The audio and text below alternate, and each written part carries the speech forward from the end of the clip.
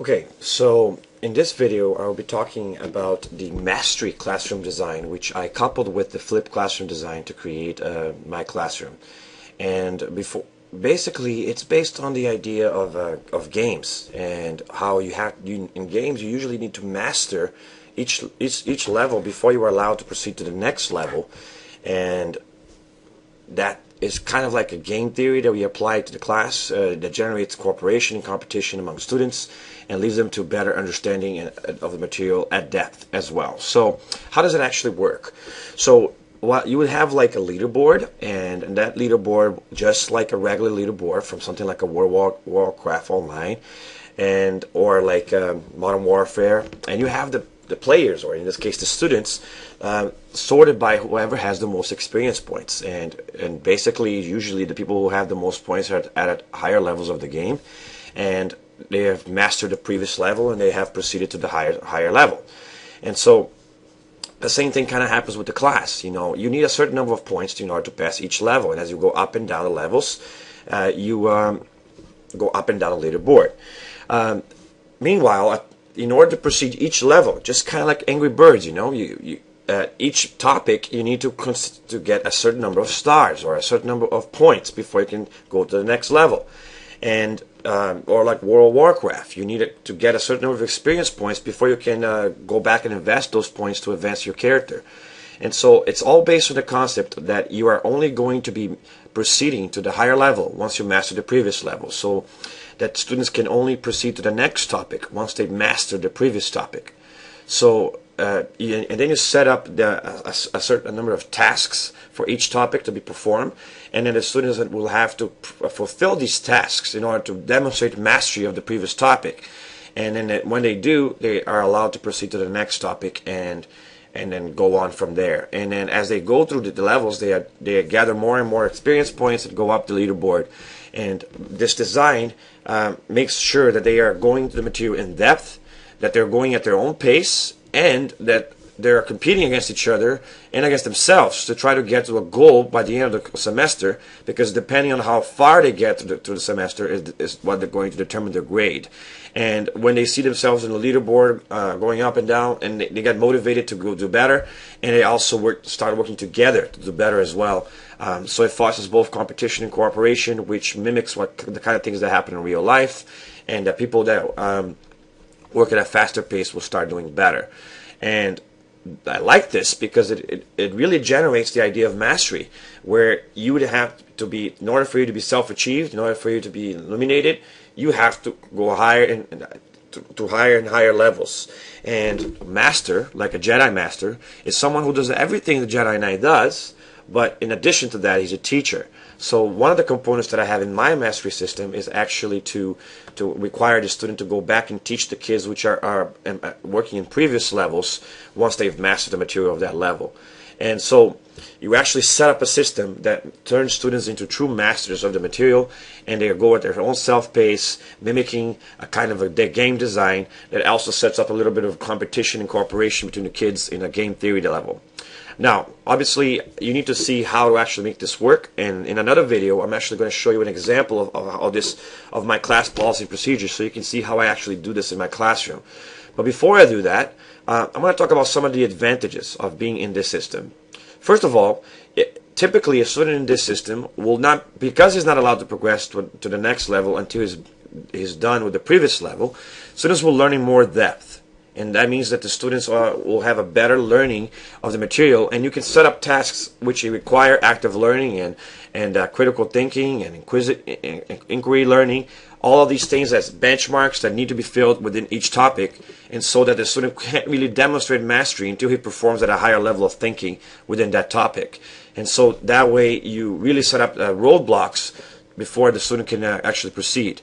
And the competition motivates them to go through those roadblocks, especially when they know that they have to get far enough in the topics in order to get a good grade at the end of the semester.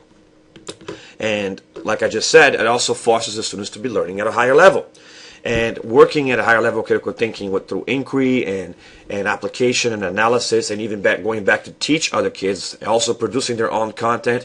You can do this as the as the ultimate goal within each topic, so that the students have to go through that before they can actually proceed to the next topic.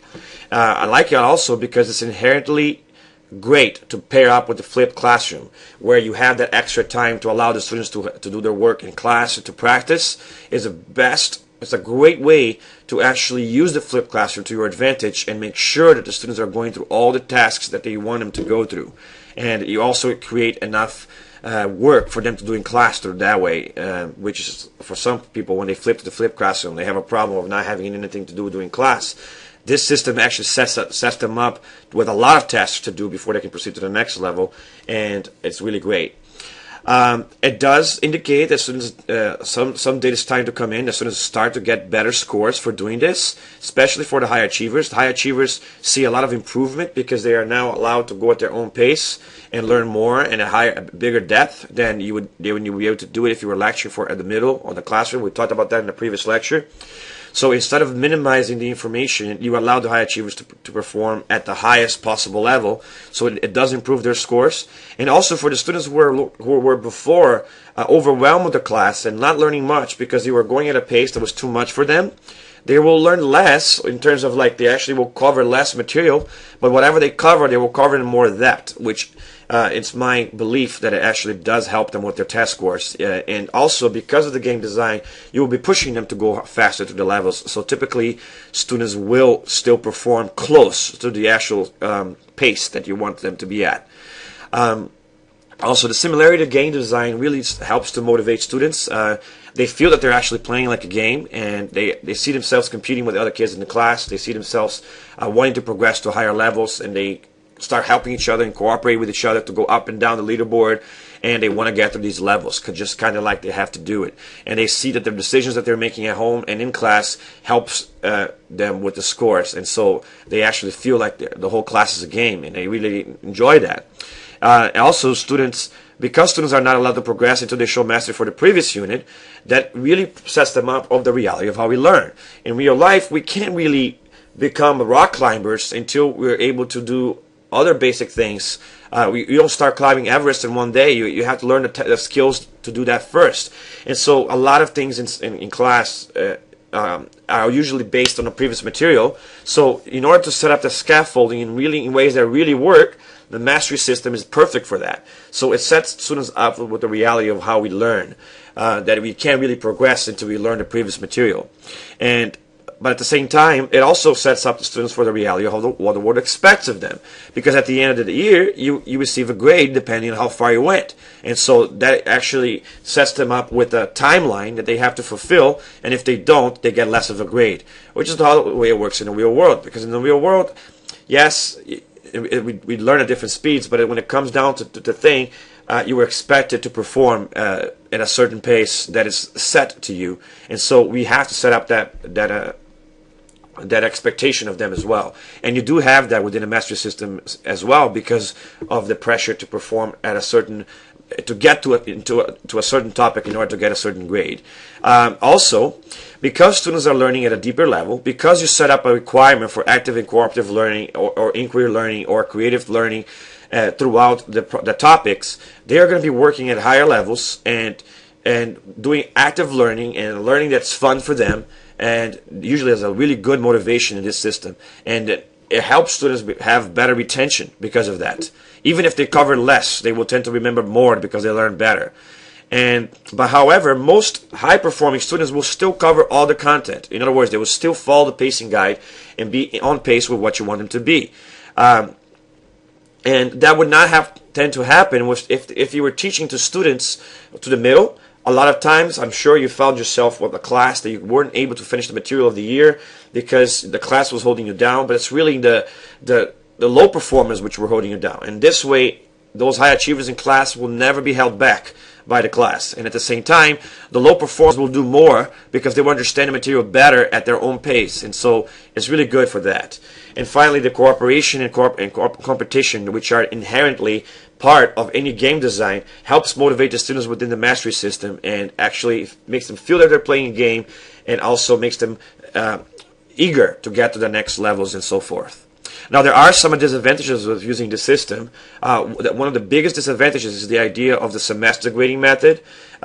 it would work best if you had one balloon grade at the end of the year, and depending on how far in the year students got, that's the grade they got. But unfortunately, a lot of us have to submit grades every quarter or every semester. And so, if let's say you set up a goal for first quarter that you have to get all the way to topic 7 in order to get an A, and then the student gets to topic 5. So he doesn't get an A, he gets a C, but then you start the second quarter, he can't start at topic 8 because he's still at topic 5. So he would have to start on topic 5, which is still first quarter material. But eventually he's going to go to topic 5, 6, and 7. Now he's finished first quarter material at mastery. He's good at all of those things. Doesn't he deserve an A for the first quarter? Some people would think yes, because the first quarter material was topics 1 through 7, and he's now mastered that. So that becomes an issue, because then you would feel the need for going back and changing their grades or doing retroactive grade changes. And you can imagine how many grade changes you would need to do something like that. And so there's a lot of people who have problems with this setup because of that. However, other people decide that they're not going to do it that way. They're going to do something called blended mastery classroom, and we'll talk about how that is in a second. But I would encourage you to keep an open mind to the idea of actually going retroactively changing your grades for the semester, depending on how they do. But you don't have to do that. You can do a retroactive grading. Instead of that, you can do a blended mastery, which I'll talk about in a second. But another thing that is cool about this is that you set up a kids with the motivation that they can always get an A in the class as soon as they pass through the class with the mastery, which is why a lot of teachers decide to do the retroactive grade changes. And since in the flipped classroom design, you typically have more time to do things in class, it doesn't become such a big problem to just go back and change those grades and submit those forms, even though the office will probably not be happy about that. Another problem that worries people sometimes is the idea of the end of the year examination and the pressure to perform at a standardized test. I know all of us are under pressure nowadays because of these things, but I would like to tell you that I do believe that this will lead to better scores, because the kids performing at higher levels will cover more material at the higher depth. Meanwhile, the kids looking at lower levels will cover, yes, they perhaps will cover less material, but they will cover that material better. And either way, that will lead to higher scores. And at the very least, the low achievers will be the same, if not better, and the high achievers will be even better. But it's my experience that the low achievers also improve a lot, especially because of the motivation that comes along with this method. And another criticism that happens is the idea of the real world versus the classroom criticism. In the real world, people are not allowed to work at their own pace, and they have to demand and fill the demand that is placed upon them. That's not necessarily true. There's jobs out there for people of all speeds, and so if we really want to mimic the real world, we should be mimicking that. And then also, if you want to make a real world argument, there is a pressure to perform at a certain level because you set up that grade at the end. But at the same time, it prepares them more for the real world because they're learning more. They're learning at deeper levels. They're learning how to use skills to be self-paced learners. They're learning how to actually be good students. And so I do believe this is a better way, a better method to actually mimic what happens in the real world. Now, finally, the alternative to this system, which is the blended method, which is kind of what I use. There's two options that you can do.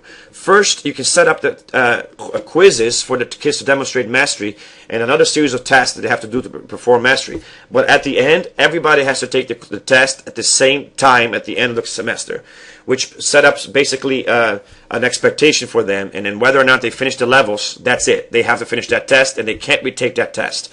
So it's a way to mock what actually happens with standardized testing at the end. I don't actually use that system. I use another version of the blended mastery, which is I do allow them to take tests per unit at the end of when they show mastery of the topics that belong to that unit, but I don't let them retake that test. Now there are other tests that you can do to recover the knowledge of what they did bad on the test. But typically, when kids demonstrate mastery on the topics that come before, when it comes time to take their unit test, they do well, so I don't have to worry about that. But in case they did bad, I do have remediation tests that they can do to try to recover their scores. But they do take those tests once they're done with the topic, so they still go at pace to do that. And the way I set up the pressure is by setting up at the end of each 9-week period, I have a certain goal that they have to achieve in order to get a grade, and I never go back to change their grades. On the contrary, if you don't finish that grade for that quarter at the time you're supposed to finish, you start the next quarter in the negative. So in other words, now you have even more content to cover, and that really sets up the pressure for them to perform at the pace that's required of them. Either blended option works, and get out there and use it.